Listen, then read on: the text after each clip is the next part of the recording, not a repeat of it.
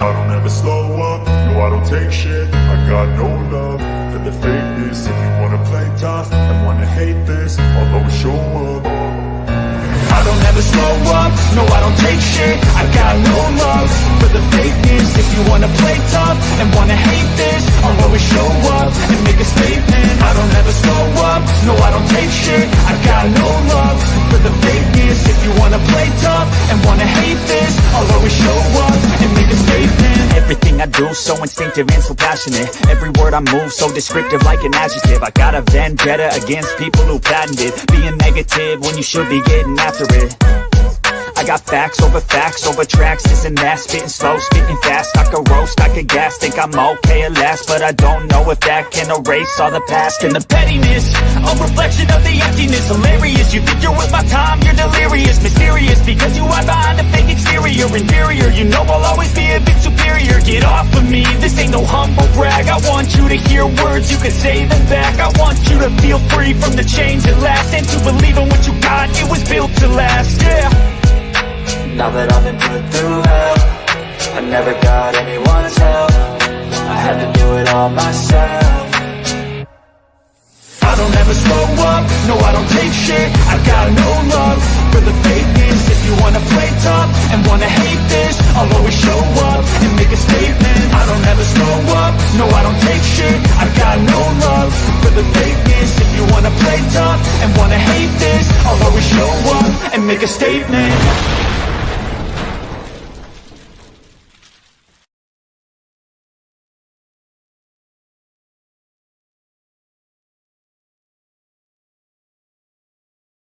Alright, y'all, we're here.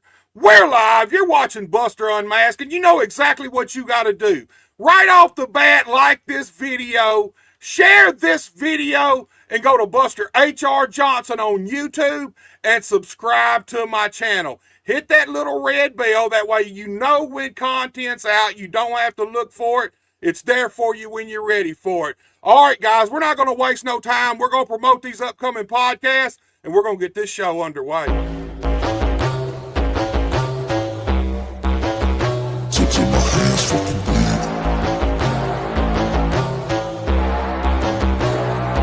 You won't see me stop, no, you won't see me quit. I'm gon' make it to the top if it's the last thing I did. Never catch me, man, I'm gone, cause I'll be working off the grid. Grinding through all the pain, I said I'd do it, and I did. I'm the type to work until my hands fucking bleed.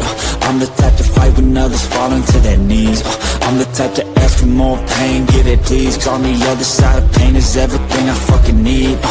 I got a hunger inside of me, a flame ignites entirely. I work daily quietly to build a perfect dynasty, a place where my mind is free from the chains of society. I take all anxiety and turn it to the finer things. Oh, don't take it slow, I got these places to go. I wanna grow, I wanna be something more, a different mode. I'll hit if I gotta go, cause I got something to show the world that one day will know. You won't see me stop, no, you won't see me quit. I'm gon' make it to the top if it's the last thing I did. Never catch me, man, I'm gone, cause I'll be working off the grid. Grinding through all the pain, I said I'd do it, and I did. I'm the type to work until my hands fucking bleed. I'm the type to fight when others fall into their knees. I'm the type to ask for more pain, give it please. On the other side of pain is everything I fucking need.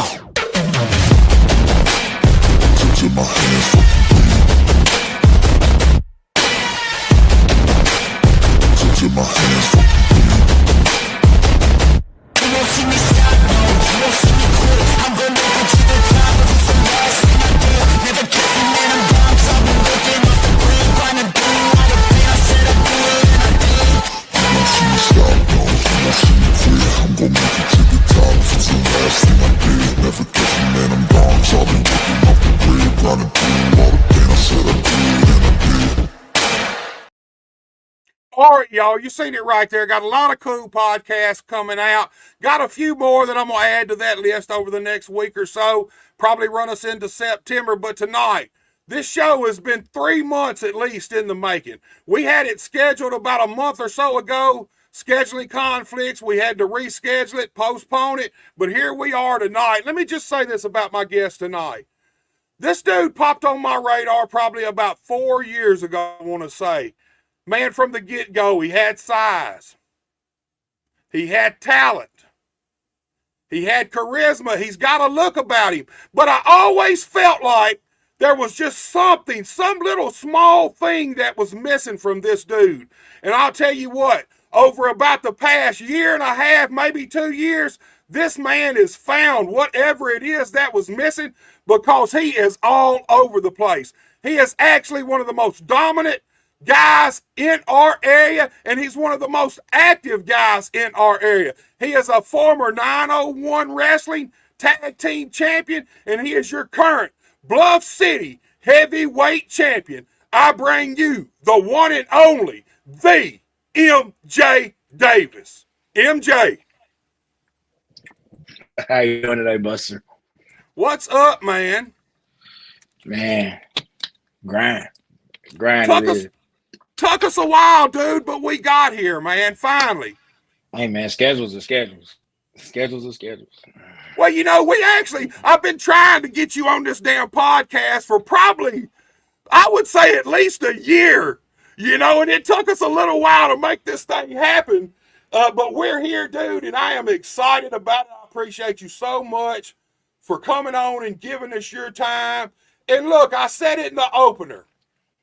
Over about the last year and a half or 2 years, I feel like something switched in you. I feel like you found something. I feel like I said, I felt like there was just some little small thing that was missing from you the whole time.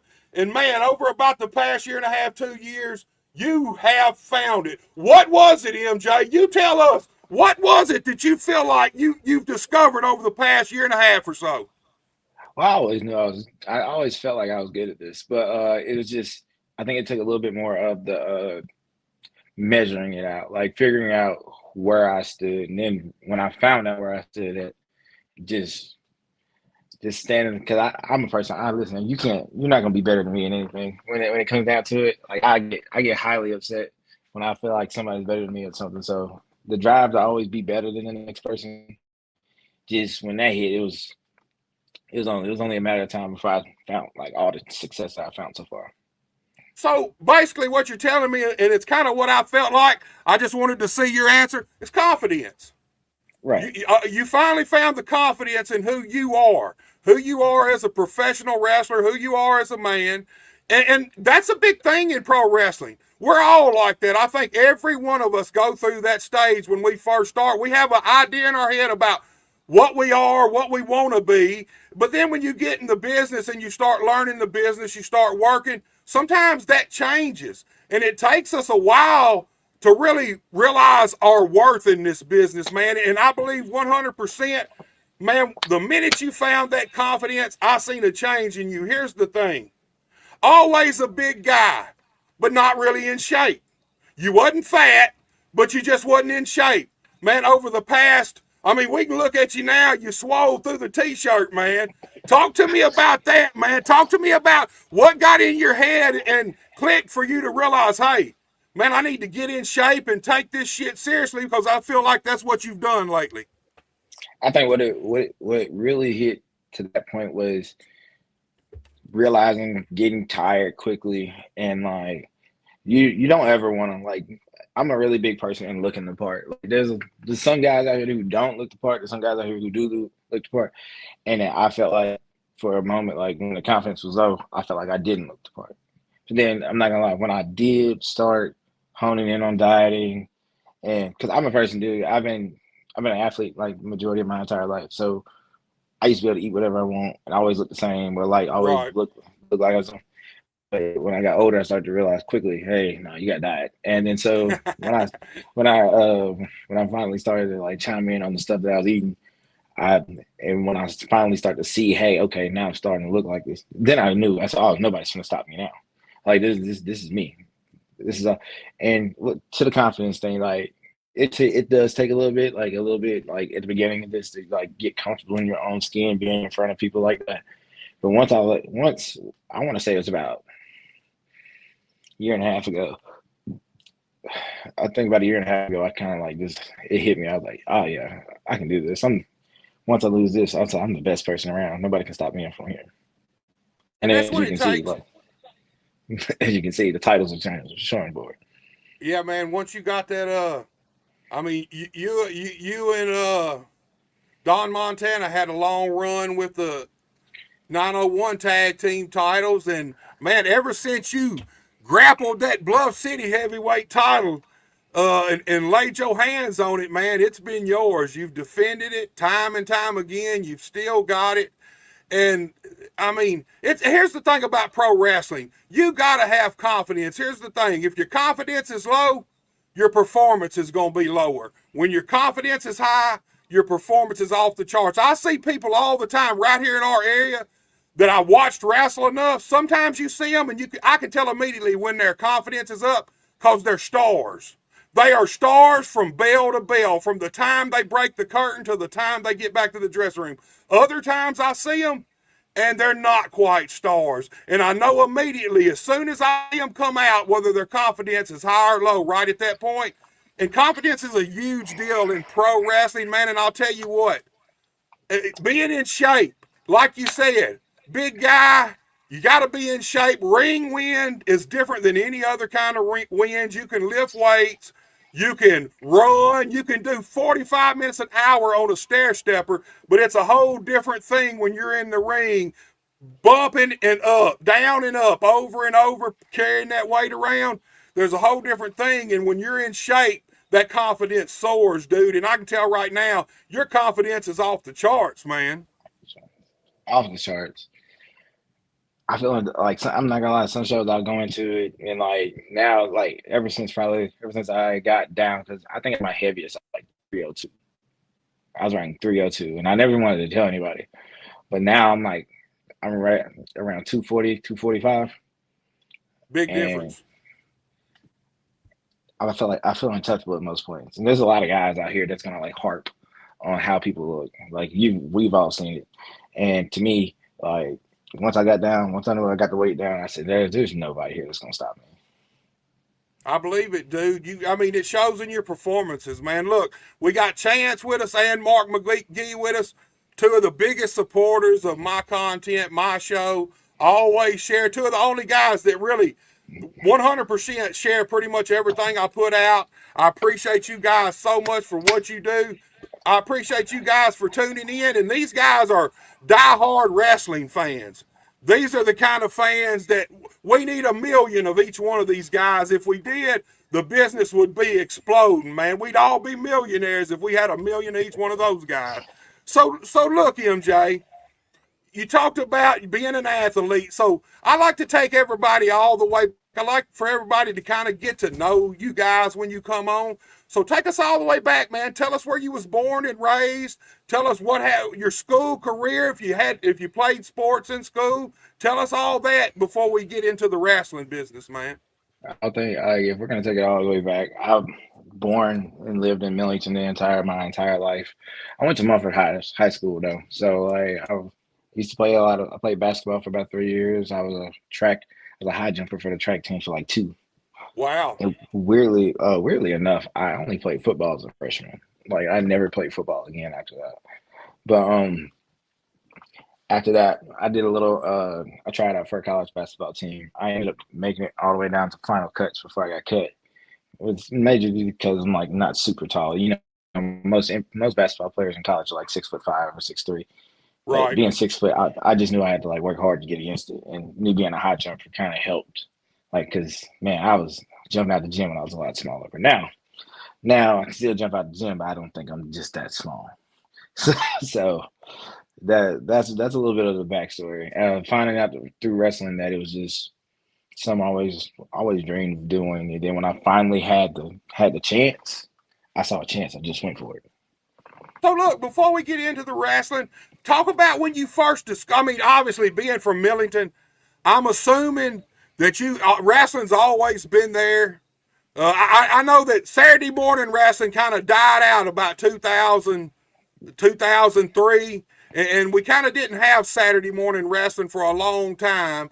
And then it finally made its way back about 14 years or so ago. So when did you discover pro wrestling the first time, man? Oh, weirdly enough, I want to say I was like 4 or 5 years old, and like. So I walked in, I was walking through the house and I watched my uncle. My uncle was watching. And like it just caught my attention just to see people being able to do stuff like the flips and everything. Like, because my first wrestlers that I've ever like watched in my life were like people like Chris Jericho and Rey Mysterio and Jeff Hardy. It was like the first few people that came across the screen that I was like, oh, I got to see this. Because I was never I'll keep in mind, I didn't start gaining weight until about like junior year of high school, sophomore, junior year of high school. So like I was always a really small guy. And I could always wanted to do the flips and everything, but I couldn't. So I was like, this is the coolest thing ever to me. But like, Right. then just once I first saw it, I was hooked because I was like, there's no way that this is. And then like living up to see it as a kid, like when you're a kid, and then to being at the point I am now, it's just like a life changing revelation. I sit down and look at it. Hey, especially here in the Memphis, Tennessee area, Mid-South area, this is I mean, wrestling's a tradition around here for us. We born and raised on pro wrestling. It's always been that way in my life. I don't never remember not having pro wrestling in my life, man.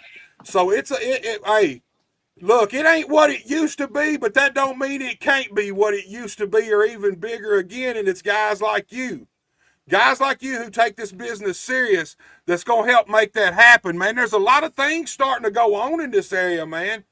Lot of companies running, a lot of companies starting to draw decent crowds on a regular basis too, which is something that for a long time was kind of stagnant and hard to do. You know, for a long time there was those 50 people houses for probably 5, 6, 7, 10 years there, dude. We all know that.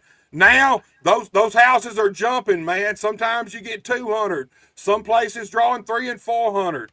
A lot of wrestling going on. So talk to me about, when did you decide that this was something you want to try? How old was you when you decided that, hey, I think I'd like to give that a shot? For me, the first day I seen wrestling, I was like you. I was probably 4 or 5 years old. I don't even remember not having it. And from day one, I felt like, even subconsciously, I knew that that's what I want to be. When did that kind of happen for you, man? When did you decide, hey, I want to try this? I always wanted to try it. I think I didn't finally find like the opportunity to do so until I was probably around 19, 20 years old. Like after getting cut, because me and a teammate of mine both got cut, and we both were just talking about what were we gonna do, and then I just knew this was something I wanted to give a try. So, and then I just was like it's like everything aligned perfectly. I was at the FedEx Forum watching Monday Night Raw, and I was sitting on the floor, and I ran into this guy. I cannot remember this guy's name to save my life, but he was an independent wrestler out here in Memphis. Haven't seen him again either. So, but he had me to DM somebody, and then they sent me somewhere, and then out of nowhere, I finally got linked in with people so I could finally give this a try. And I'm a very smart person, as people can tell. As much as like I use my wits to win through a lot of like matches and everything, I did a lot of research before I did this because I knew I was like, you can easily like it doesn't take a genius to know you can really get yourself messed up out here. Right. So before I took my first bump, I think I watched like 1,000 videos on how to take a bump. So I was like, so when I got there, I was like, oh, I got this. I got this. And it still hurt. I was like, ow. So let's talk about that for a second, man. Talk about that, because you go from never taking a bump, you don't watch the 1,000 bumps, man, before this happens. When you actually get in there and take that bump, what was the first thing that went through your head, man? How the hell does people do this on a daily basis? Like that was my first thing ever. Because I was 20 years old, and it was out in Arkansas. I remember the first bump I took was out in Arkansas, and it was in a ring in like somewhere in Jonesboro. And when I tell you, I took that hit, and I said, it like almost knocked the wind out of me. But I knew it didn't hurt to the point where I was like, it didn't hurt. It didn't hit me to the point where I was like, oh, I don't never need to do this again. It hit me to the point of, I said, I think I can, if I learn how to do this correctly, I can probably do this on the regular. And it also helped. Like I said, I've always been like a strong person. So like once I get used to something, it's over. You know, I guess I was a little different on that, man. When I took my first bump, man, I was hooked. I was hooked, dude. I mean, when I came in, it was the attack the mat era. Hard, crisp, clean bumps.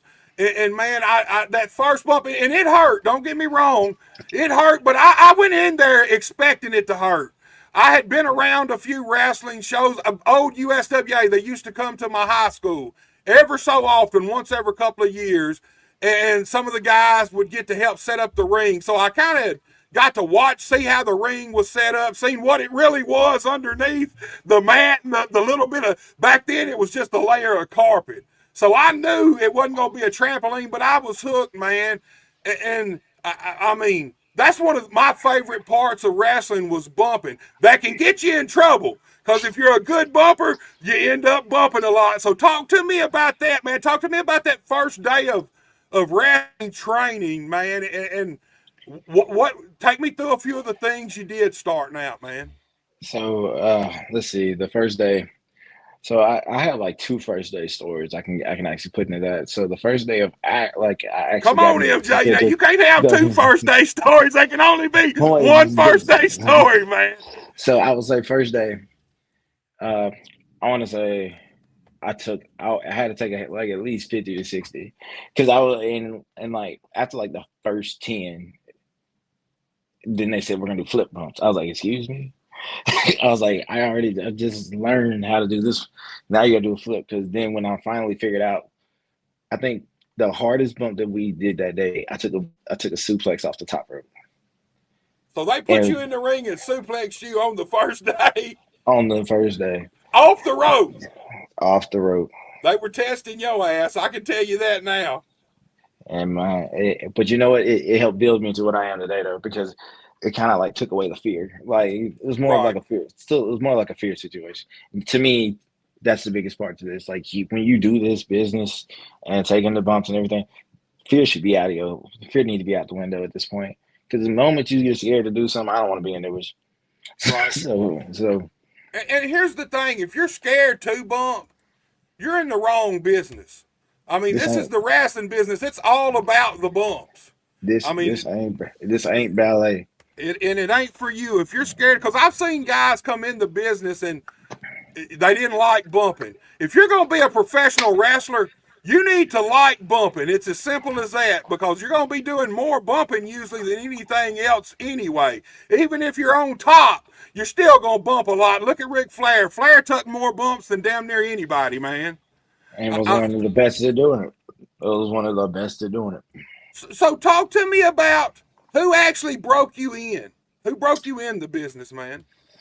So the first day, I got trained by two different people. Two different people like were the main people to train me. I'll say Derek King was one, and then the other one was V-Man. God rest his soul. And like I think V-Man's training was like it was intense as hell. But it was more on like I'm not gonna let you go out here and make my name look bad today. But like I took that into when I tell you though, they put me through the ringer stuff. And then like I get other guys that chimed in to this like Big Ace, Chris Lakes, and them were really big on that. Also, and throughout my career, I can't take away from what Bam Bam Bundy has taught me as well. Right. Because those guys all kind of like have pieces of chiming in to make me what I was today. Because I always say you will never stop learning in this business. And when you do, like, go ahead and give it up. Because like if you think you can't learn anything else, there's no reason to be here. Yeah, it's time to go, man. It's time to go. So like I try to like me personally, I've always been like a big learner thing in every sport I played and everything like that. So like I learned certain things from each person, and then like I kind of like mold it into myself because I don't want to be a picture copy of anybody. Even though you can do the same moves as somebody, it doesn't mean you're a picture copy of them. You still gotta learn to be yourself, and I think that's what I've been learning. And all those guys helped chime me to bringing me into this business, breaking me in, trying to basically teaching me things left and right. And don't get me wrong, I've taken a lot of beatings at the early half. Now I'm more of handing them out. Now I don't really lose that often, but I would say. Those guys really were the big people when breaking me in here. Yeah, man. Here's the thing. Before we even get back on wrestling, let's go back to V-Man. V-Man passed away about, what, a week and a half ago now? 2 weeks? And a matter of fact, Mark McGee hit me up on Messenger right before this podcast. I've been seeing the posts come out and the different guys added to the show, but I hadn't seen your name. And Mark McGee told me that you've been added to this big show coming up for V-Man. So take a second and talk to me about V-Man personally and this show coming up, man. Promote this show. I can say it like this. So without V-Man, you don't get a lot of the talent. Like, a lot of the talent was either trained by him or were trained by somebody that he helped train to get here. And me personally, me being one of his students, I said there's no way I could not be a part of this. I just was added today, but I will definitely be at this show this upcoming Sunday out here in Millington. And I will say this, that it's, to me personally, without him, there's no me. There's no, and personally, like, his training was he got to know me a good bit. So V-Man knew, like, first I'm getting trained in Memphis, and I'm this country kid from Millington, Mumford area. Like, right. I'm not a city person. I hate the city life. but come on now, we look as big as Memphis once was. It's still country as hell in Memphis too, man. I mean, Memphis is country as hell. It is, but but without him, though, what he did, when I tell you, got the news, my heart sunk for a good bit, and like, it was weirdly enough, I was on my way to Texas when I got the info, but it to me, without him, this show's gonna mean a lot, because without him, like, there's so many guys that would not have the career that they did, and right. I ran a rivalry with him on Bluff City when Bluff City originally started. Me and Don tagged against him and Charles, and geez, I remember that, man. I remember that, dude. That was a rough rivalry, but I won. We won. So like that's all that really mattered at the end of it. But he without him though, it's hard to imagine the Memphis like wrestling scene without him. So that's why this show is such a big thing, to come out, support. All the money's going towards his funeral, since everything like that. So right. It's got to be. I expect a big turnout, and if not, like, we're at least gonna send him off right. Yeah, man. Everybody I talk to says the same thing about V-Man. Good dude, loyal, dependable, trustworthy, and didn't take no shit. I didn't know V-Man. I didn't know him personally, man. We crossed paths in the USWA in 1997. Did not know each other at all, just for a split second. But everybody I've ever had a conversation with where V-Man's name come up, I always got the same answers, man. Great dude, don't fuck with him. Simple as that. Great dude, don't take any shit, will help anybody he can, man. And look, Greg James is the guy who organized this benefit, right? Yeah, yep. And it's going to be in Millington, and I know it's going to be at a, if I'm right, it's a bar and grill, maybe?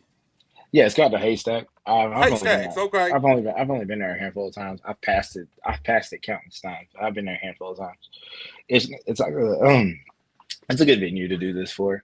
The only thing I'm worried about is it being really hot. But like for this, I'll do it in any heat outside.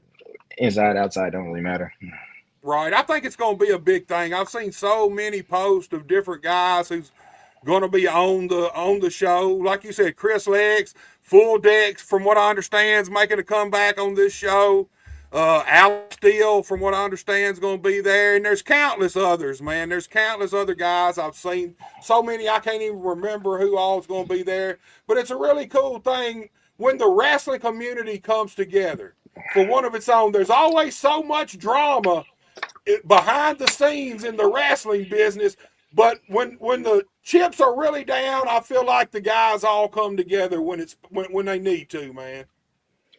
I feel like that is so. Like, because at the end of the day, like, wrestling is what has united all of us at the end of the day.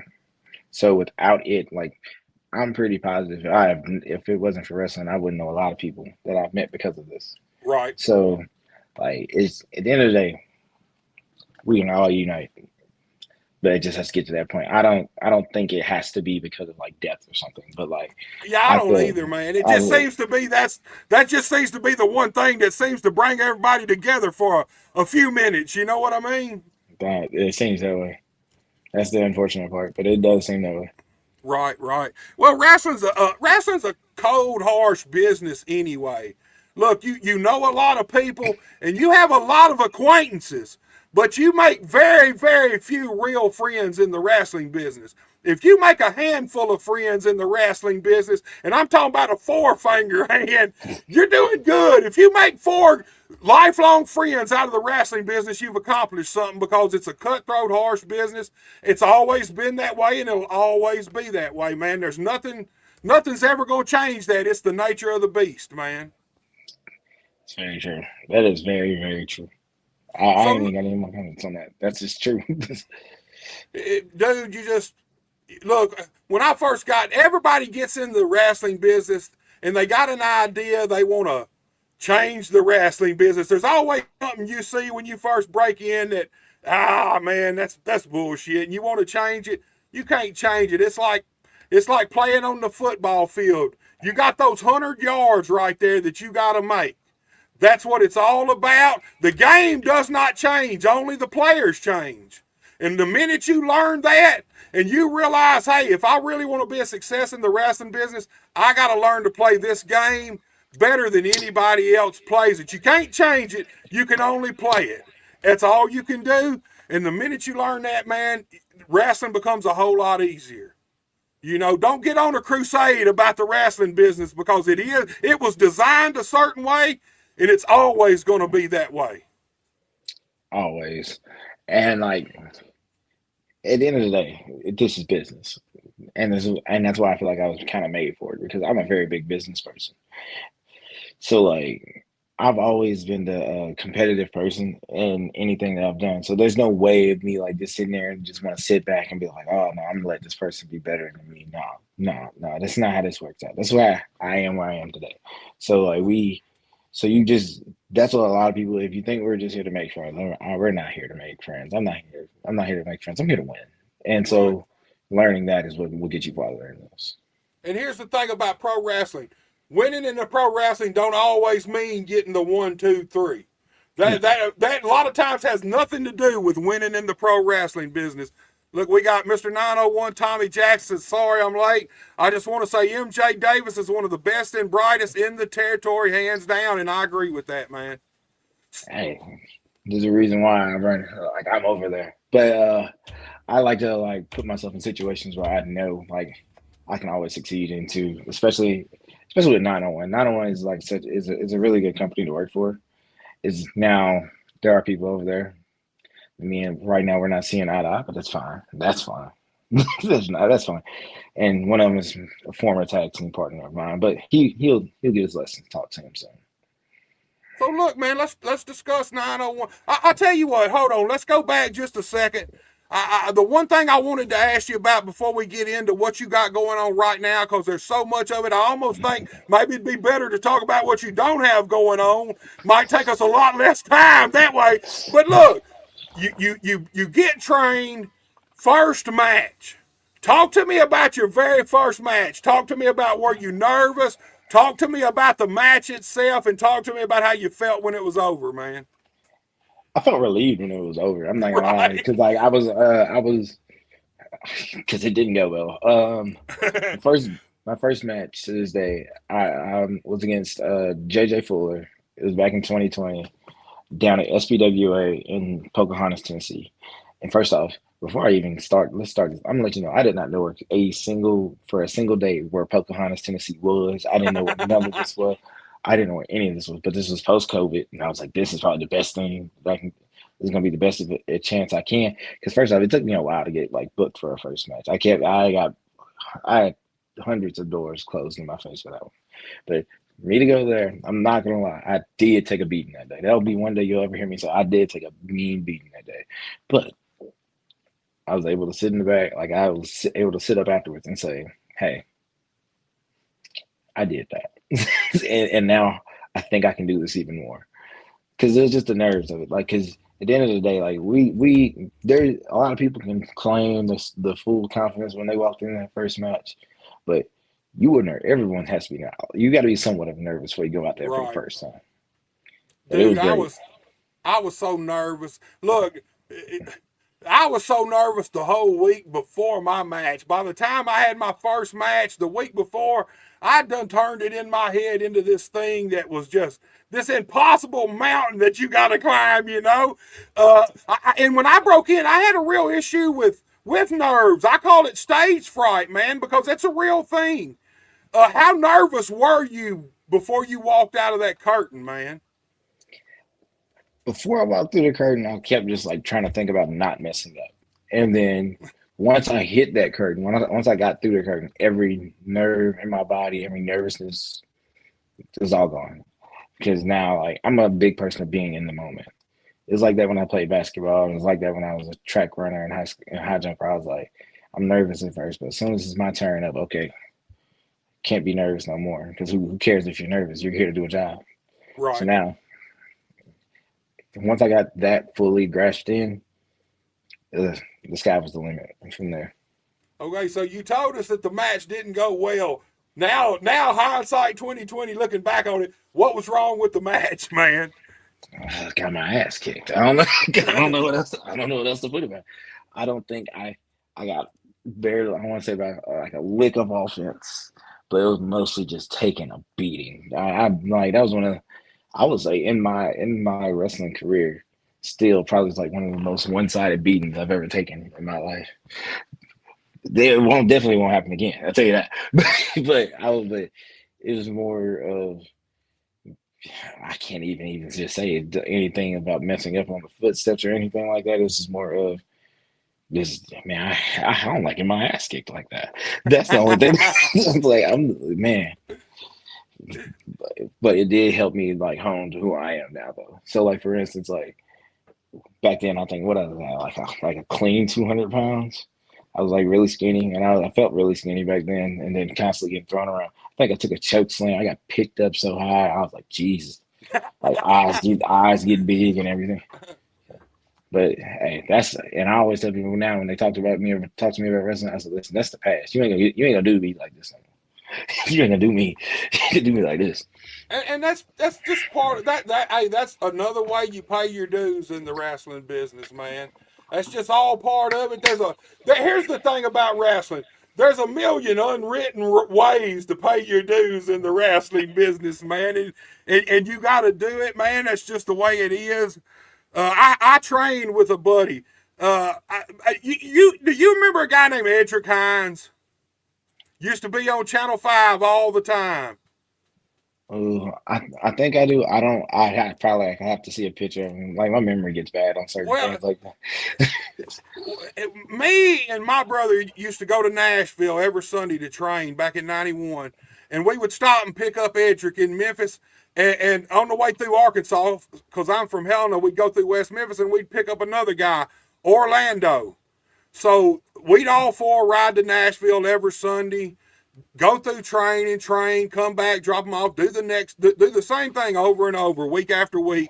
But when we all kind of started getting broke into business and time to work, Orlando, bless his heart. Oh, I can't go to Channel 5, you know. I can't go to Channel 5. I can't have my family seeing me get beat up on Channel 5, man. And I'm like, even then, I'm like, man, this is wrestling, you know. That's part of the way you pay your dues. You got to go somewhere. Look, everybody starts at the bottom. We all start putting people over, and then eventually, as you get more in the business and you earn seniority, people put you over. Return that favor. But no, not Orlando. Edric went and done a million jobs on USWA. I did the same thing. It turned into workforce. Orlando, oh, hell no. He never did a job, but never wrestled nowhere for USWA ever the whole time. And here's the thing. You can't have that mentality if you're going to be a pro wrestler. At the end of the day, we all love to win. We all love to be the star. But this is wrestling. We all have different parts to play at different times. It's as simple as that. So if you're an aspiring wrestler and you're worried about win-loss records, you need to go and find you something. You need to go into boxing, go into MMA, go into whatever, because over here, win-loss record really don't matter at the end of the day. It's about getting over. It's as simple as that, man. That's it. That's all it is. And that's how I'm gonna leave it at. because I don't want to go too much into it. But like getting over is like the thing that we all live for, and like just if you can beat me in a match, oh well, hey, you can look up and get a 3 count on me. Some people have done it countless times. I know people who haven't, but still, like, but are you really gonna be like, are you gonna really outshine me today? Really, like, and that if you're, and that's what we're here for. If you can you can get over and not win. Dude, I have lost many a matches where when it was all said and done, I was more over than the baby face who beat me. Like the match went perfect, get a huge pop when I get pinned, but I might have lost the match, but everybody is talking about me when I left. You know, and that's the thing. Man, me and my partner, Ruthless Ron McClarty, man, we put every WWE developmental guy over that came through here in the 2000s, and we figured out we actually got over better losing than we did winning. And that ain't no bullshit. We got over way better losing, man. I mean, it's because at the end of the day, it's not the win or loss record doesn't really mean anything. If you can't, we're here to get the reaction out of the crowd. That's right. We're here to, in the words, I'm going to quote Tommy Jackson real quick, but we're here to take them away for reality for like the next 2 to 3 hours. So Exactly. if you can't do that, this isn't for you. this isn't for you. If you can't grasp that, you won't ever really see success in this business. And that's what I like about Tommy, man, because he understands what wrestling really is. Wrestling really ain't about the matches. It's about the characters, the connection with the fans, and the stories you tell these fans. That's what they care about. I've seen plenty of great stories that had some shitty matches in them, and I don't care nothing about the matches. All I care about is the story that was told to me, and that's wrestling in a nutshell. And that's one reason I think 901 is one of the most relevant companies around our area. It's just as simple as that. The move from Black Lodge to 901, I think that turned out to be a huge plus for 901 Wrestling. Now you're in this historic venue. Tommy Jacks, he knows talent, he knows what he wants, and he likes to tell stories, and you guys are able to tell those stories. So let's talk about 901 for a few minutes. Talk to me about how you actually went to work at 901, because I had Tommy on and he told me a little bit about you first coming to work at 901. I want to hear your side of the story, man. Tell me about it. He's telling the truth. I'm a person that like you can't just tell me to go do something. Like don't get me wrong, end of the day we're a worker. I'll go do it. But like I really want to know why. Because if something doesn't make sense, I'm not gonna want to do it. There's not a single point in me wanting to do. If there's no reason for me to do something, I'm not gonna do it. I wasn't trained that way. Everything has to have a point to it. For you know how they always say, every story has a beginning and an end. Right. But you just got to figure out. But we're here to figure out what's in the middle. Right. So like I'm not. He quickly figured out that I was just like, if I'm not interested, I'm not interested. But like I'm in this business to stay interested. So with Tommy helped out a lot with that, and once I saw the vision of what he had going, then the trust came in too. So yeah, it wasn't there at first. I'm not gonna lie to you, it wasn't there at first. But I will give outside of Tommy, I got brought in by Dustin Anthony, the dirty boy, Dustin Anthony. So he helped me he brought me in, and then I got kind of like I don't know how to say this. I got kind of like brainwashed in by Kevin Bless. It's a guy I've known since I started in the wrestling business. Got by like then basically me and him working together at the beginning of all of my 901 career. I think it was like over a year, and I don't get me wrong, I love 901, but back then, like, dude, we were here to run roughshod. We wanted what we wanted. We didn't really care who was gonna stand in the way, and that's how we was gonna do it. And then once I started to realize that who he was in this situation, oh no, I couldn't do it anymore. But hey. Well, let's discuss that a minute, because Tommy told me, he said you was a guy, he said it actually took some convincing to get you to actually come over and even think about working at 901. It took them a little bit to get you actually over there, and then convincing you of his vision. So let's talk about that, because we're all the same way. We all have our own ideas about who we are. What is it like when you go to the promoter or the booker, man, at a new company, and he's got a vision for you. He's got an idea for you that might not be exactly your idea. Talk to me about what it's like having a guy try to convince you that this vision he's got is what we need to run with, man. It's about being adjustable. I mean, I think what helped me out in it the most of like being able to listen in. I'm a big student of the game. So you can ask Harley, you can ask really anybody that truly knows me. I'm a big student of the game. I watch wrestling a lot, and for me to like, I was a person like he told me something at the beginning. I don't even remember what it was. And then like I think my first ever show there, I was a part of like a Black Lives Rumble, and like me thinking, like looking back at how I was booked in like other places that are not Memphis Right. at first, and then like coming out, I think I was eliminated within like 2 minutes. I was like, dude, what am I getting into? I don't know if I trust this guy. I don't know if I do any of this. And then he would tell me something, and like I always feel because it took me a minute to feel like I was like, I don't think there's a plan here. I just think I'm here. But then Right. when I realized that there was a plan here, that's why my respect to Tommy is like it's through the roof right now, because Tommy has like helped me walk through, and not only has it developed my character in 901, it helped me develop my character everywhere I go. You remember back when we was talking about the confidence thing?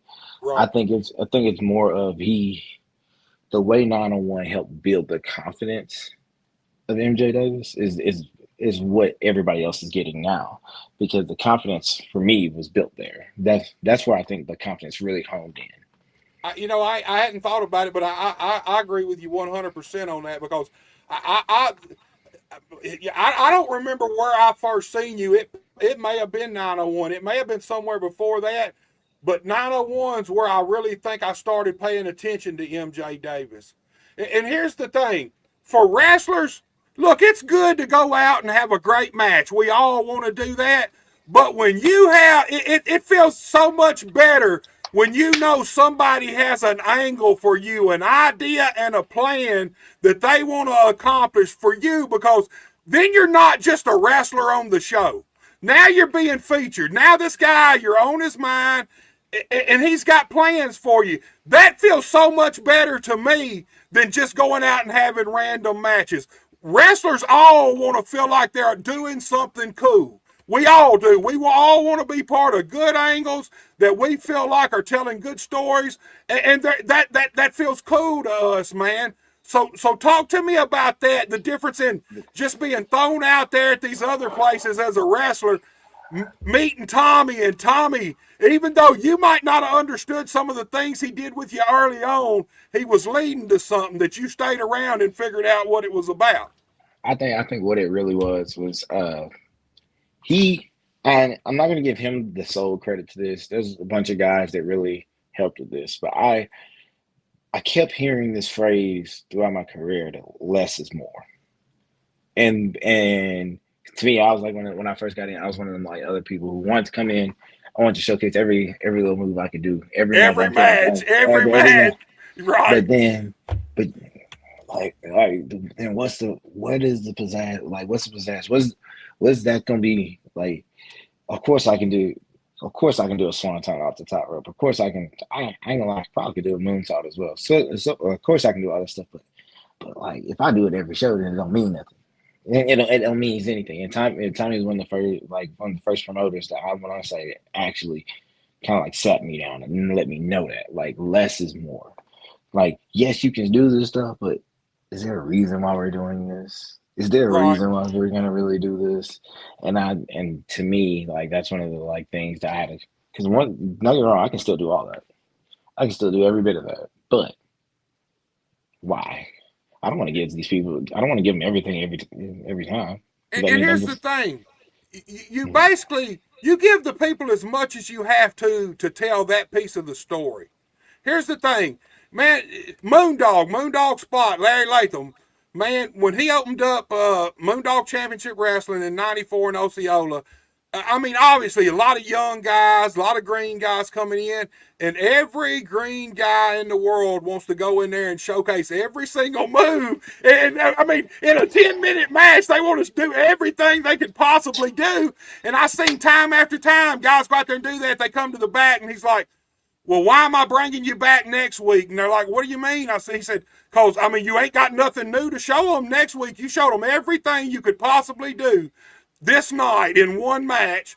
What are you going to show them to surprise it? Like, look, a big guy never throw drop kicks, never do them. But out of nowhere, if you've never thrown that drop kick and then you throw that drop kick and it's pretty, the fans are in awe of that because they've never seen it. Then if you keep that thing in that tool belt and only use it when it's necessary, it means something every time you do it.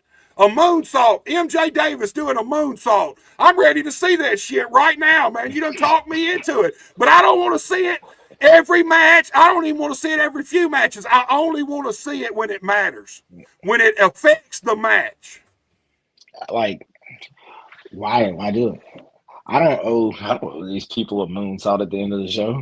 I don't have to do one. Like, they probably never thought I could do one. So like I said, if it's a part of the story, you can do it. You can do it. To me, you can do anything if it's a part of like what it takes. But like, just going out there and like it's like a kid playing a video game, like going out there and spamming finishers and stuff. I don't need to do all that. I can tell the story better than that without doing it. And then when I do this stuff, it's going to even bring you in even more because you didn't expect me to do this.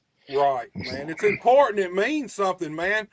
That's just look. That's a big problem in matches. Period. Nowadays, guys go out and they do flippy guys do in the first 90 seconds. They done flipped out over the top rope with a 750 somersault, moonsault. And I mean, why not save that? Why not start out slow and work to that move so when you do it, you get the maximum reaction out of it, man. You start out with that. You only got to go higher to get a bigger reaction a minute later in the match if you want the crowd to be with you. It just don't make no sense. Less is always more, and in pro wrestling, most of the time, simple is always the best. You do not want to lose your fans. You confuse your fans, you lose your fans. It's as simple as that. If they don't understand what's going on, you've lost them. I think it also came into the style, like the style of wrestling that you're doing, especially when you realize what kind of person you are. I learned quickly, like I didn't want to do all that all the time. Me personally, I like to personally just beat somebody down. Like there's no need to be lately I was like there's no need to be flashy about this. I'm here to beat you down. I'm here to just basically impose the will that I have over you. And if that is what I plan to do, why would I be doing all this extra stuff? Like, why? Right. What, to entertain you? No. So, look, man, we talked about 901. You're everywhere. So, let's just go from 901 to Bluff City. Talk to me about when you first went to work for Bluff City and how you got there, man. I got a phone call when they first got started. And then when I first got there, we was tagging there at first. I think when I first got there, I thought of it as just like another promotion around. And Right. then I ended up leaving. I wasn't there for long. I ended up leaving. And then when I came back, I was like, you know what? No, I'm a person. I was like, I have to. Let me come back here real quick. Let me show people. Let me showcase show this crowd right here in this area over here why I am who I am now. And I came back, and as everybody saw, brand new attitude. Wasn't the guy that wanted to make you smile. Wasn't the guy that was just out here to high five, get the high fives and the little cheers and everything. No, I'm here to impose a will and take what I felt like I had deserved. And I think that's when we go back to it, it's all about the confidence. I came back with a brand new level of confidence that I didn't feel like I had when I first got here.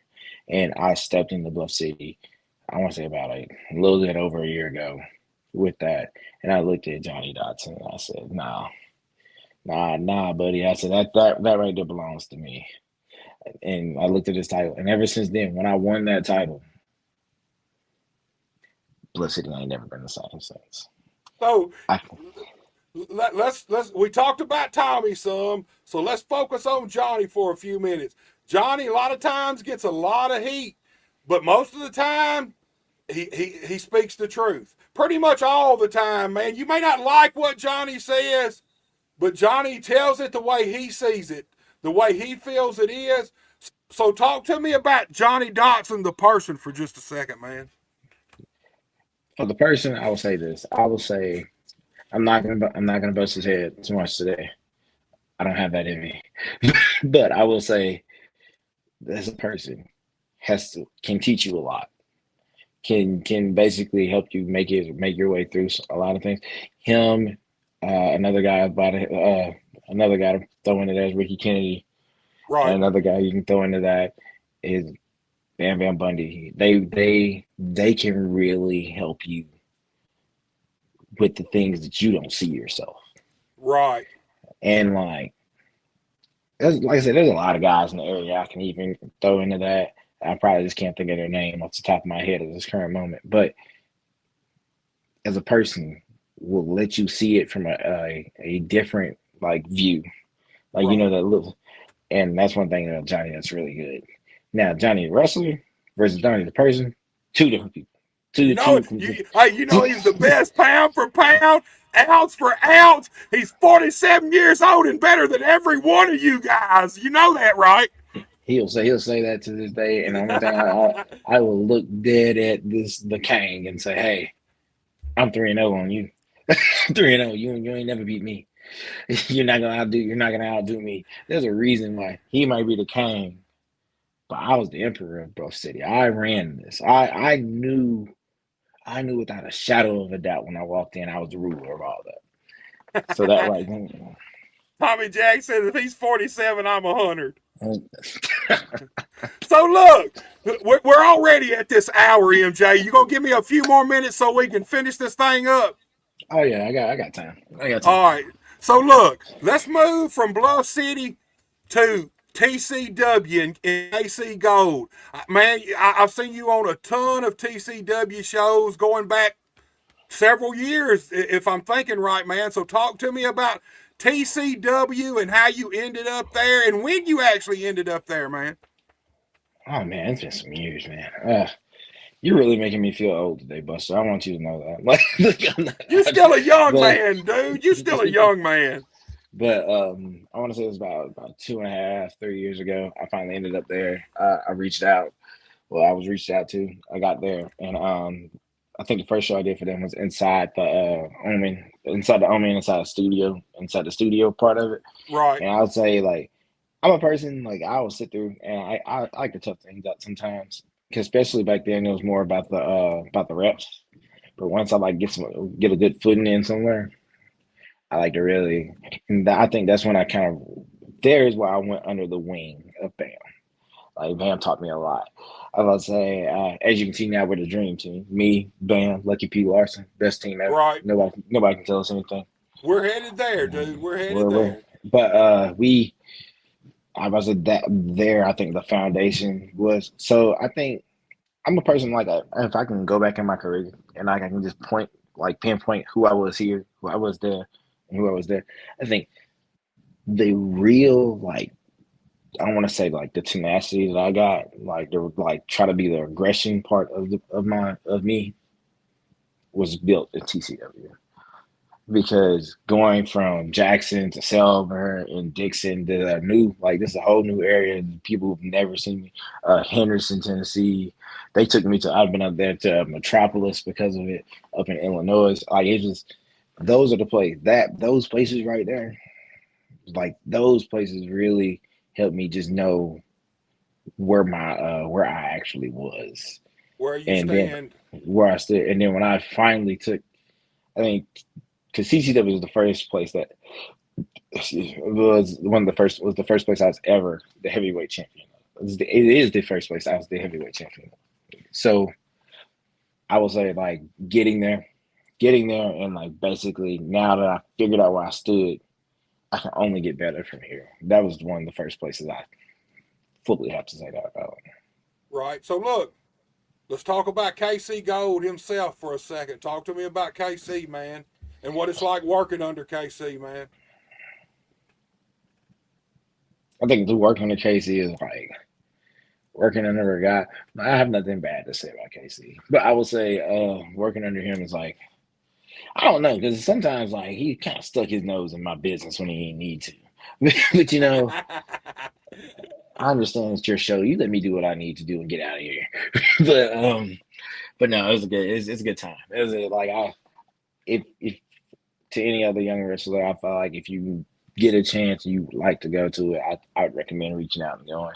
If I say you're gonna run a good crowd each time, and that's as much as I'm gonna give on that one. I was I don't like to go into too much in depth on anything, but like on like certain promotions, but like when I tell you it's a peak place. I feel like they can go there and like people can go there and become and figure out more of their self when they're there.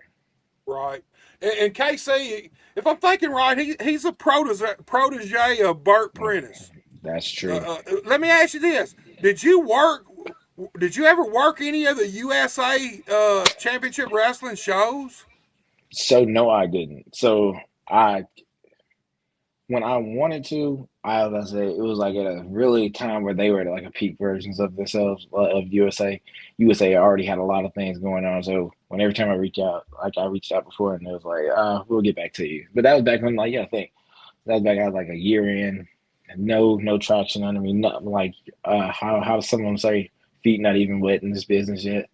Like I Right, there couldn't. you go. Like and I didn't even have anything I could say to him to say at the time and say, hey, well, I got this. They're like, oh, we've seen that before. What else you got? Like I was like, I had nothing back then. But I feel like I would want to have worked there. I just never had the chance to. But TCW, I think as soon as I reached out to TCW when I first saw the first flyer of Tennessee Championship Wrestling, and it was more on like, all right, let's see what you got here. Went there, showcase what I could do, and it was as soon as Casey saw it, he was like, well, would you like to come back? And it was on from there. It was all, I always get that, like, would you like to come back? I don't think I've been to a place where I've been never asked to come back, to like not come back or something like that. And that right there tells you everything you need to know, man. If they ask you back, then you did something right, man. They like something about you. And Burt Prentice, look, one of the greatest promoters to learn from in the true carny pro wrestling sense of the word.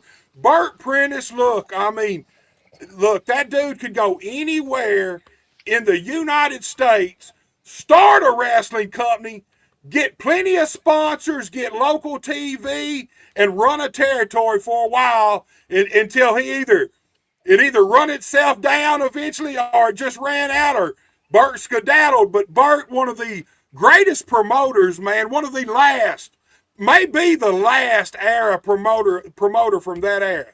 I'll be honest with you, I can't think of nobody around our areas from that era that's still promoting.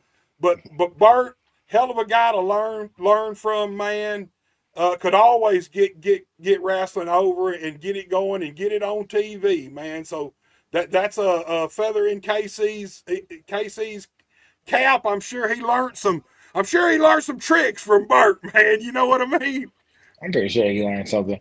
And like I said, I never got to meet Burt. I never got to work for Burt. But I will say, from what I've seen and heard from, like easily one of the, as you said, one of the best promoters from like in the can make something out of nothing. I feel like he's the person that could make something out of nothing completely. Oh yeah, now he might skip town on you eventually if you a sponsor ever so often. But I think Burt in his later years in the end of by the time USA Wrestling come along, I think Burt had changed some of his ways, man, because I've even heard stories of him making good on some things that he had done wrong early in his career, earlier in his lifetime in the wrestling business. So I think Burt, before he passed, had a whole new outlook on the wrestling business, man. But you cannot deny what that man could do. One of the greatest promoters ever, man. One of the greatest Southern promoters ever. Look, you've mentioned this man a time or two already. Bam Bam Bundy and Hub City Wrestling. Hub City popped on the scene about a year ago. Got some local television. Talk to me about Hub City and how you ended up there, man. I feel like it was a no-brainer at the time. Like just Hub Cities are great. To me, it's a good promotion. We get a lot of traction going on over there, especially with the local TV. Of course, Bam knew like the dream team was gonna have to be there. We were gonna have to be there. Me, Bam, Lucky P. Larson. He's gonna kill me if I don't say Esquire at the end of it. But we came in and we did. And when I say like we want to get to a place and really showcase it, I feel like TV is a good thing to do. Like to me, because like at the end of the day, we grew up in a generation that we saw wrestling on TV first. Like Right. we didn't grow up in this iPhone era or like the streaming service era. So we saw TV. So when I heard a chance to get on TV and doing what I love to do right now, oh man, there's no shadow without a shadow of a doubt. Then I learned I could do it with the crew. It was only a matter of time. So I when it mean, as got a to pro wrestler in general, you want to get on television. Anywhere you possibly can, you want to get on television. It opens up more eyes to you, draws more attention to you. People see you on television. I mean, it's not as big as it used to be, but still, yet I'm like you. I'm still a sucker for television, broadcast TV, man. If I can watch it on broadcast TV, I'm gonna watch it there before I go to a streaming network and watch it. Oh, I 100% agree, and that's how we all were brought into it. Like, and nowadays, I think like like I said, the younger generation, they probably a lot of people probably watch it on like YouTube or watched it like on like streaming services and stuff like that. But at the end of the day, like when we all started, keep in mind, 27 years old. Like, when I was first saw what wrestling, I think it was on Channel 30. Channel 30, like it's Channel 30 on Right. like a local television. So when I heard the chance to get on TV, there was no doubt in my mind I was gonna take it. So you 27? Are you 27? I'm 27. Okay, so that puts you being born 98. Hmm. So at 4 years old, 2002, really when you kind of discovered wrestling. So you really did kind of miss out on waking up every single Saturday morning for a lifetime. And at 11:30, 11 o'clock, when I was young, it was 11 o'clock to 12:30. The show was always 90 minutes. And then later on, they started cutting it back. But man, uh, dude, I wish you would have been born 10 years earlier, dude, man, and got to see what wrestling really was about around this area at one time, man. At one time, man, the wrestling was the biggest sport around here. Period. Man, oh, I hear about it a lot, especially like from my parents and everything like that. Uh, my dad will always tell me about how you could go down to the Coliseum. He said he went to Coliseum every Monday night, every Right. Monday night. And now, like, I think one of the first shows I ever worked, like I was a referee when I was like back in like I want to say about 2018, and I refereed the Roundhouse for a Coliseum revival thing. I think it was called. And like refereed in front of the Coliseum. To me, that was just like it meant something because when you were from the Memphis area, that Coliseum has so much history to it, Right. and always remembering where this started is a big thing for me. Like you ever heard of, like I like full circle stories. Right. So like it's only right that like the first thing I ever did was be in front of that building. Hey, Chance says it right there. Memphis was the mecca of wrestling for years, and that ain't no lie, man. I mean, people can say what they want. We Look, wrestling companies up north, they want to talk bad about Memphis wrestling back in the day, but every one of them stole shit from Memphis wrestling. And every piece of talent that ever been anybody, anywhere, even in the biggest companies in the world, passed right through here and had to go through Jerry Lawler at some point in time, Bill Dundee, Handsome Jimmy. They had to go and face all these guys. So you can't say nothing bad about Memphis, the history of Memphis wrestling and the Coliseum. I think it's a tragedy that place is setting like it is right now. It is the perfect place to create a wrestling hall of fame. Not just a Memphis Wrestling Hall of Fame, but a wrestling hall of fame in general. Perfect place for it, man. We say it at the beginning of every 901 show. Well, Tommy says it before every show that this is should still be the mecca of professional wrestling.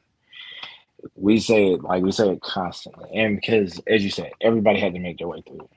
And as much as I've traveled lately, like I've been to a multitude of states, whether it was Texas, Ohio, all of them up north and everything. What you can hear from a lot of the wrestlers would be is, hey, how is wrestling down there in Memphis now?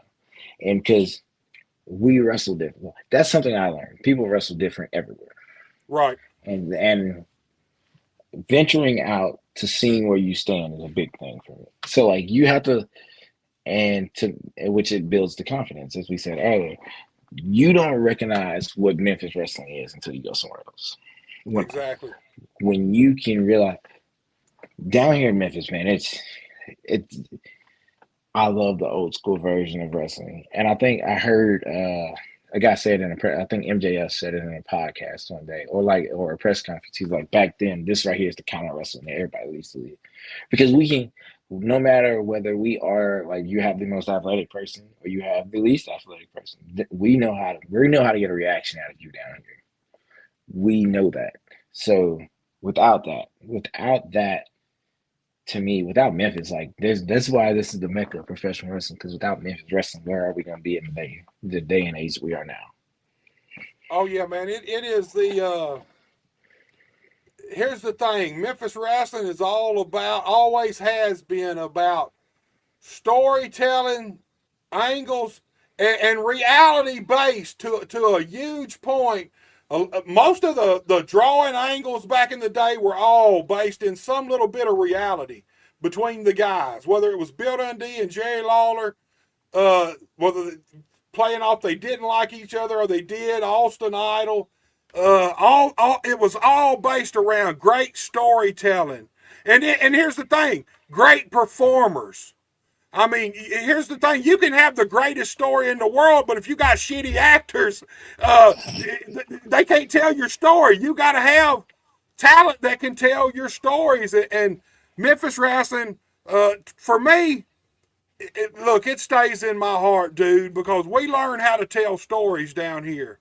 We do wild and crazy shit, but we learn how to tell stories in matches and angles. It's all about storytelling for us. To me, yeah, it completely is about that. Because when I think about it now, and like I'm a student of the game, I watch a lot. Like I said, I watch wrestling all the time. If I want to learn how to basically, no matter whether you're heel or babyface, learn to get the crowd going or something like that, you have to resort back to this. Like I watch a lot of older wrestling than I watch newer wrestling.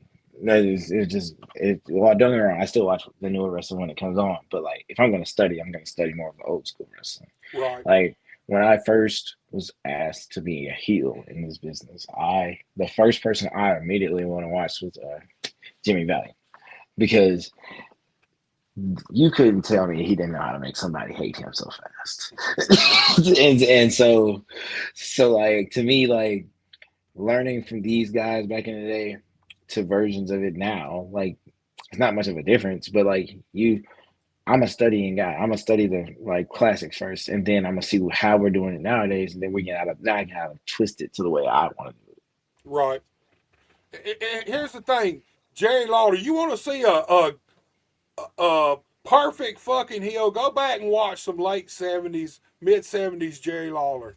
Man, Jerry Yes, Lawler, look, yes, by the time I come along, I got to see him be a heel in a little bit, but he's always been the king my whole life. He's always been the good guy. He's always been the knight in shining armor when it come to wrestling.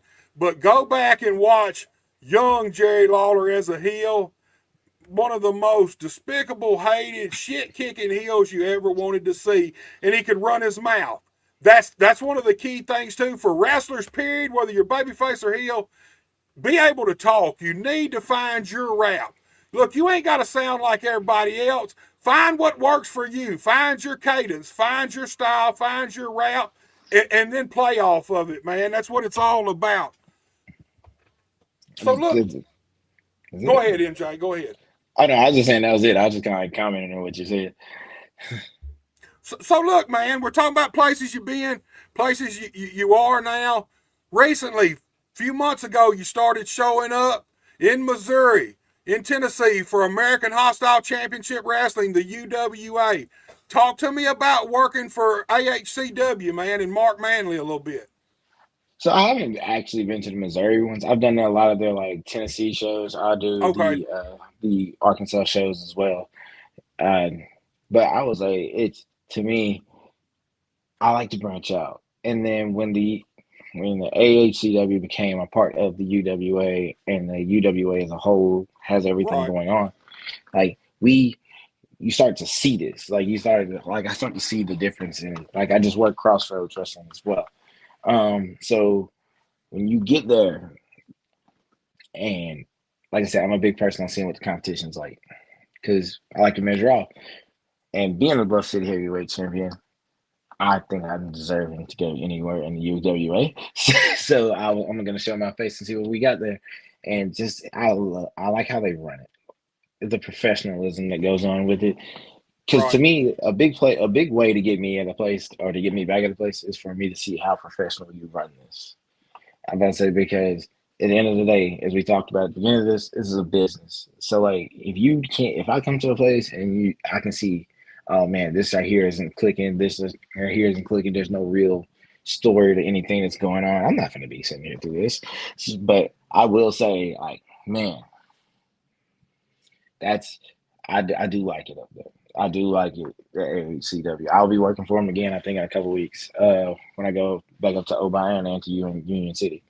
Right. But They got a big bringing studio wrestling back on Saturday mornings, 11 a.m. I think it's July 12th. Uh, July 10th. in Union City, Tennessee, at the UCW Arena, man, a big deal. And later that night in Obion, Tennessee, a few miles down the road, at the Tired Donkey Auction House Arena. And I'm going to go on record and say this right now because this is from my personal experience because I've worked for the guy.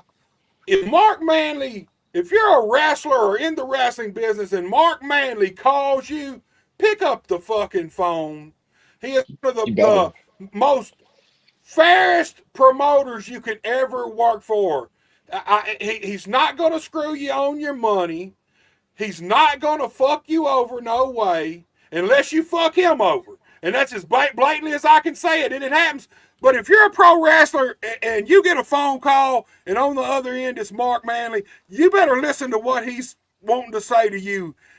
Because one of the best promoters I've ever worked for in my entire career, MJ. And not just a great promoter, like he's a great mind in this business. And finding the great minds and people who understand this is one of the things that like I try to find a lot in here. And he has one of the best minds in this business for it.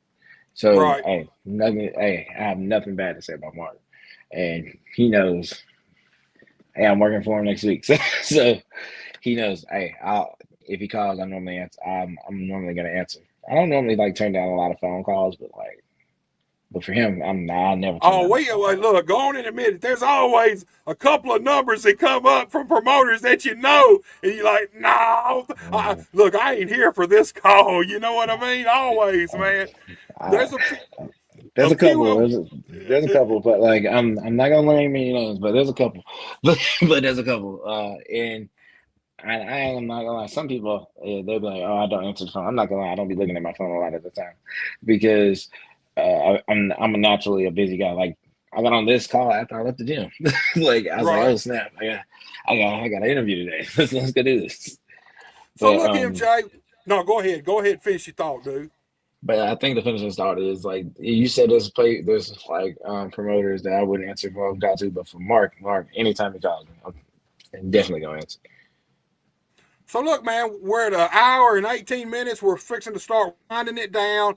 But before we get out of here, you've talked about going to these different places, different states. You've mentioned Texas. Talk to me about some of these different places you've been recently, dude. So this past week I was down in I don't know how to fully pronounce the name of the city. It was right outside of Dallas. I want to say it's called Fort Nye.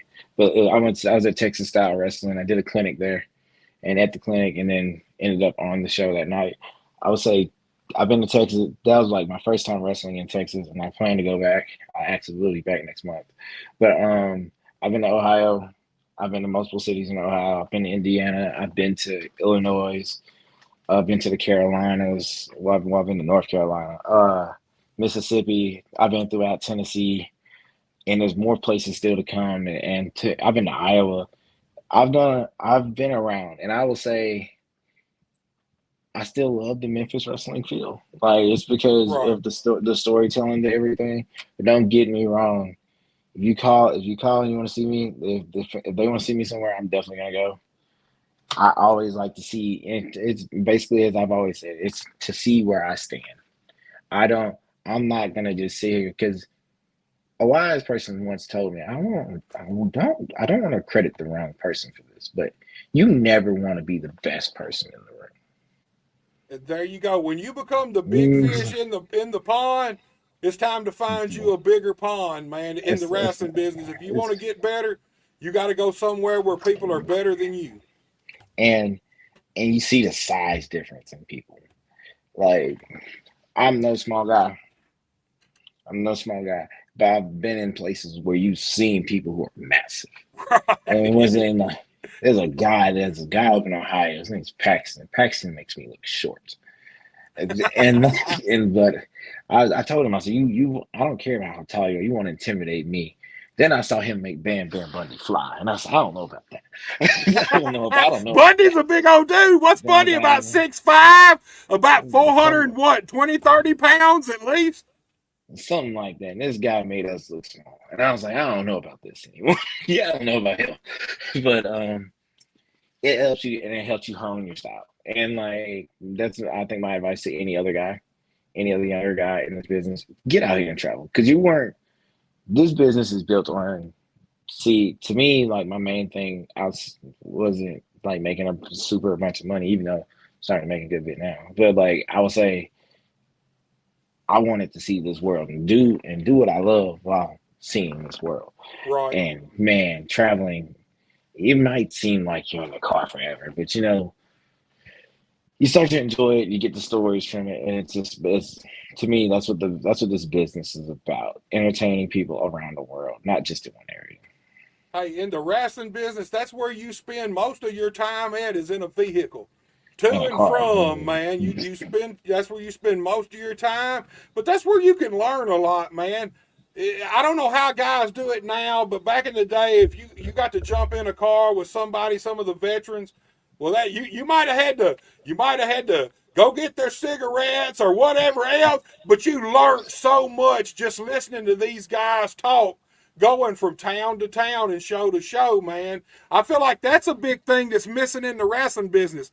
That learning aspect right there, being in the cars with guys and just hearing them tell you, and not even just tell you, but talk about the wrestling business. It's like being a sponge, man. If you'll listen and soak all that shit up, man, you can learn so much, man, being in the car with 3 or 4 guys. Like that's back to one of V Man's favorite lines to tell me was the best way to be great in this business is keep your mouth closed and your ears open. Right. Because you can hear, like, as soon as somebody sees that you don't want to listen to them, they're done talking to you. Right. So like I like to ride the road with people and figure out where they are, see and get to. That's why I've hopped in the car to go to a lot of places. And to this point now, because at the beginning of this career of wrestling, even when it came to training and all that, I used to think that an hour was a long car ride. But now you tell me to do a show 4 hours away, and I'm saying, well, that's nothing. I can go do that. And like I don't consider a long car ride until probably about like 10 hours, 7 to 10 hours. I'm gonna say, and even then though, like 7 hours is like from Memphis to the other side of Tennessee. Think about this, MJ. Back in the day, before you could go 75, 80 miles an hour on the interstate, back in the day, dude, a legit 4-hour ride now would take you 8 hours, 7, 8 hours to get there back in the day, man. Man, Or you were speeding your ass off hoping you didn't get got by the cops, man. You know what I mean? Then if you man, did get got and got a ticket, you just blowed your whole payoff right there, man. I would say, man, like you start, and it goes back to seeing the world part. Now, when we was in Texas, like the speed limit was it was just like a recommendation. Like that it wasn't the truth. Man. I didn't see anybody get a speeding ticket, but like, but I was like, Hey, man, even the cops flying by you, looking at you like you need to speed up, man, and they're doing 90, man. man, that's you learn it, and that's what I mean about traveling. You'll start to see like you will speed all you want in Texas. You ain't gonna speed when you get to places like Ohio and stuff. Like no, they don't play that. It's like, Right. but man, I don't know, man. That's a major thing for me was seeing everything. Seeing everything is just why I was here. MJ, man, it has been my absolute pleasure. It took us a while to get here, but it was well worth the wait, my friend. I thank you so much for coming on, giving us your time, and giving us your knowledge and talking to us, man. It has been my pleasure 100%, dude. Yeah, anytime. Like we may have had a couple of scheduling misconceptions going on recently. I was like, because things always get moved Hey, around. this is the wrestling business, man. It's Cards a, it's a, always it's a, subject to change, dude. We know we need that. to. We should have put it at the bottom of this podcast, right under the subject of change. But Right. trust me, I love chances to come on and just talk, and it's basically you can go from the knowledge of what you got going on to versus what's all actually going on. Like for instance, if you want to know what's actually going on, like especially the month of July is going to be a packed out month. If you want to see some good wrestling, we're going to start this weekend in Hub City on Saturday. Then we're going to make our way to Millington to do a tribute to V Man. We're going to go to UWA on next week on the 12th, and then on the 20th. You can come to the 901, watch the Wild Card Rumble, watch the Wild Card Rumble that is dedicated to Devin Taylor. Good guy, good friend of mine back in the day. God rest his soul. But you're gonna watch him. Devin Taylor, young Yeah. man, he drowned a couple years ago, right out of Man, nowhere. yeah, out of nowhere, like that one hurt. But I would say we do a good job in 901 every year in and like showing a show and dedicating it to his death. That means a lot to me. On top of that, I don't know if you've seen any of the recent 901 episodes, but there's a reason why this year's gonna be great. It's gonna be the reason why I'm gonna win this Rumble this year. I'm telling you now, this is just what I'm gonna tell you what I'm gonna do. I'm gonna go out there, I'm gonna throw these guys over the top rope like I always do. And then I'm gonna win. And I made sure that I was gonna win this year. I made sure I got rid of Don Montana out the way. He's no longer a problem at this point. So he can go. He can go somewhere. And he can be mad about it all he wants. You ain't forgot about that first Rumble appearance for Tommy Jacks, huh? When you was out in like a minute and a half, 2 minutes. No, we're gonna throw that out the window. We're not even gonna mention that. I'm gonna walk into this Rumble. I know what number I'm walking. I'm not even gonna I can't tell you that. I can't tell you when I'm gonna walk in. I only know that. And that's because I know that's the winning number. It's like the lottery. And so There and you then not go. only when I walk in and win, I'm going to do what I've been meaning to do for years since I've been there, and that is win the 901 championship. And now I really got the one person that was the biggest competition out the way. I beat the mess out of Don Montana, and he knows better than comebacks for this. So as long as he's out my way, I'm gonna take the title off Kevin Bliss, and then the rest is history. Man, you got to at least wait till after I have Kevin Bless on the podcast, man. I got I him coming up. can't. I don't remember the date, but you can't win the title before then, man. Come on, dude. See, that's the thing. Like, I've finally gotten to the point where I feel like Kevin Bliss took me under his wing when he got there. What I didn't know is he was just using me to get to the success that he has now. And now everyone loves him for some reason. I don't know why they like him. He's still a snake. Didn't I see what he did He's to me? blessed, man. He's blessed. No. I mean, come on, MJ. We all know that, man. Well, and now it's time for me to show why. First off, as you saw, I basically the Gentleman's Club got the titles from me and Don, the tag titles, because I felt like I just didn't need them anymore. And then I got so tired of just carrying the load of that tag team week and week after week that I just looked at Don. I said, about time for you to do some actual work. And then when I looked back, he was getting pinned and they took the titles. And now, when he thought he was going to earn himself as the last spot into the Rumble, no, throw him out. I had to get rid of him for that. You don't just get handed opportunities like that. To me, I feel like you have to earn them. And I took that into my own hands at the last Night on White show. I said, you have to earn this. Man, Don Montana, man, he's a big, built, in shape guy, dude.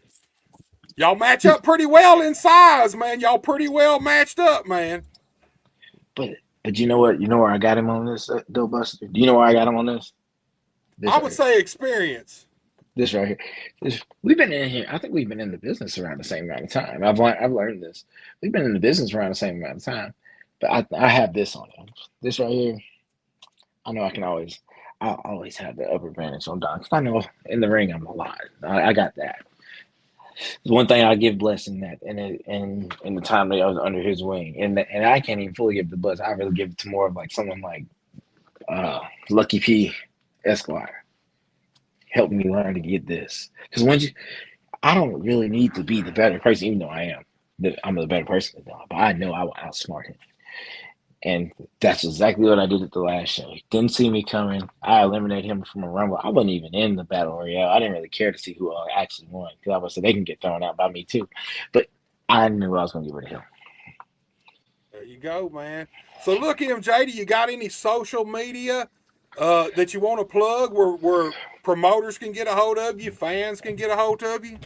Yes. So if you want to get a hold of me as a promoter or a fan, please reach out to my Facebook page, The Real MJ Davis, or onto my Instagram of The MJ Davis 24. And for the people who have Twitter or X, whatever it's called, I don't know truly what to call it. Right. Right now. Truly what to call it right now. I still call it Twitter, man. So it's Twitter. It's Twitter to me. So, but you can reach me at Monty Rich 40. But other than that, I'm on TikTok as well as MJ Davis. It's just as MJ Davis. So you can always reach me at any of those platforms, especially for promoters. Those are the best ways to get in touch with me. And I'll almost always answer the phone. Almost.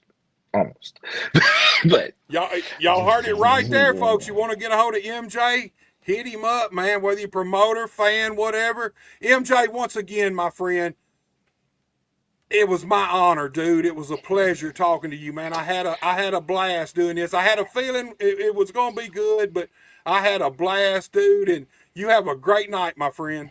You as well now. All right, y'all, you seen it right there. MJ Davis. Let me rephrase that. The MJ Davis. Anywhere you see this man's name on a card or a poster, go check him out.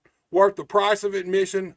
All on his own. I want to appreciate everybody. I want to thank and appreciate everybody who tuned in today, who interacted with us.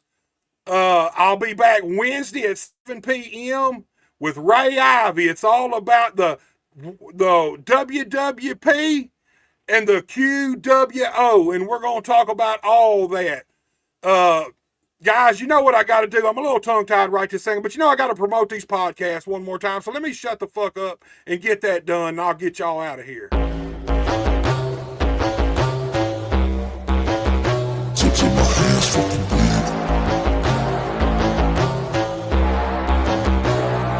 You won't see me stop, no, you won't see me quit. I'm gon' make it to the top if it's the last thing I did. Never catch me, man, I'm gone, cause I'll be working off the grid. Grinding through all the pain, I said I'd do it, and I did. I'm the type to work until my hands fucking bleed. I'm the type to fight when others fall into their knees. I'm the type to ask for more pain, give it please. Cause on the other side of pain is everything I fucking need.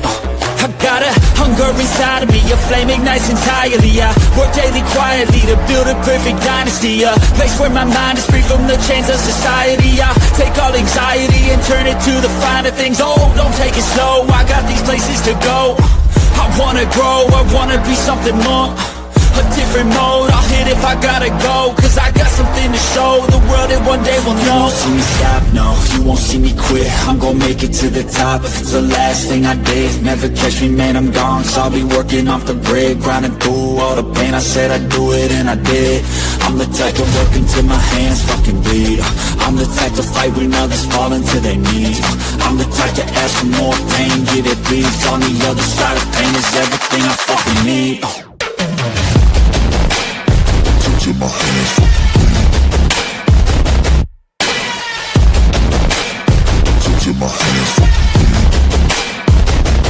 You won't see me stop, no, you won't see me quit. I'm gonna make it to the top, if it's the last thing I did. Never catch me, man, I'm gone, cause I've been working off the grid, grinding through all the pain. I said I'd do it, and I did. You won't see me stop, no, you won't see me quit. I'm gonna make it to the top, if it's the last thing I did. Never catch me, man, I'm gone, cause I've been working off the grid, grinding through all the pain. I said I'd do it, and I did. All right, y'all, a lot of cool podcasts coming up. There's something for everybody. Like this video, share this video, go to Buster H.R. Johnson on YouTube, and subscribe to my channel. That's the most important part. Go to Buster H.R. Johnson on YouTube and subscribe. I want to thank MJ Davis once again for coming on and giving us his time. I want to thank each and every one of you that tuned in and interacted with us. Wednesday night, 7 p.m., Ray Ivy. Do not miss it.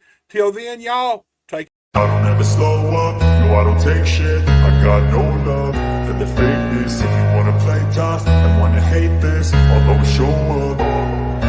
I don't ever slow up, no I don't take shit. I got no love for the fakeness. If you wanna play tough and wanna hate this, I'll always show up and make a statement. I don't ever slow up, no I don't take shit. I got no love for the fakeness. If you wanna play tough and wanna hate this, I'll always show up and make a statement. Everything I do so instinctive and so passionate. Every word I move so descriptive like an adjective. I got a vendetta against people who patented being negative when you should be getting after it.